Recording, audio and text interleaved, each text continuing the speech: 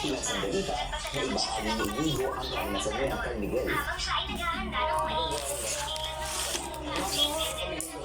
So, hindi ako talaga.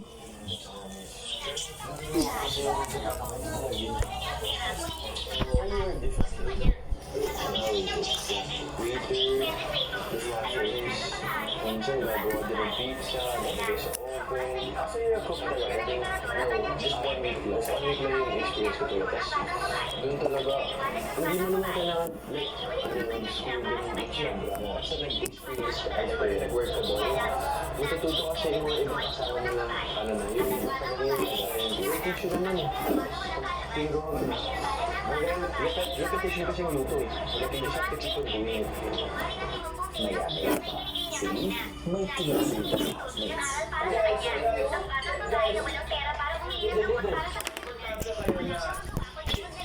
Lahat ng budget natin, that you can spend it individually or as a group. So,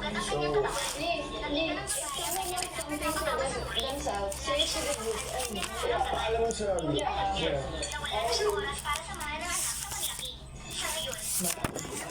Itinatawag ni Kuya ang pinakatanda sa mga lalaki at pinakabatang babaeng housemate.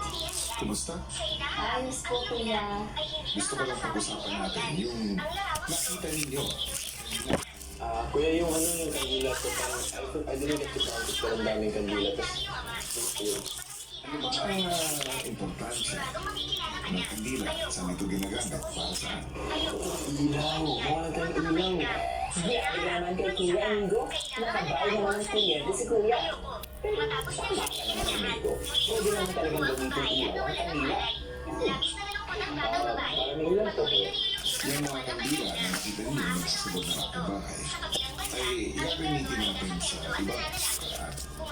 May inihanda akong task letter at nandaan sa loob ng kahon. Classmates, para sa inyong unang weekly task na papayagan kong candelabra de hero, kinakailangan ninyong buhatin ang big candelabra na may 20 kandilang nakasilo. Yes, housemates. 5 housemates at time lang ang maaari magtulungan sa pagbuhat ng big candelabra. Discarte ng housemates kung sino-sino ang mga ito at kung kailan sila magpapalitan. Pero kailangan nilang ingatan ang sindi ng kandila dahil sa bawat sindi na mamamatay, isang housemate ang hindi na maaari tumulong sa pagbubuhat. Maririnig nila ang higit na ito sa tuwing mabuti sa ating campus na ang pagbubuhat nila. Para manalo, dapat ay may kahit isang kandilang mananatiling nakasindi sa pagtatapos ng linggo. At tanging sa garden area ninyo lamang pwede gawin ang task. Good luck. Big brother. Para sa inyong kauna-unang weekly task. Kayo ang inaatasan kong weekly task leaders. Paglabas ako sa room ay kaagad pinito ng task leaders ang housemates. Good luck, housemates. Big brother! First task na nila Okay, first, who wants a question? So, raise hands lang po ko. Na-accept po ako.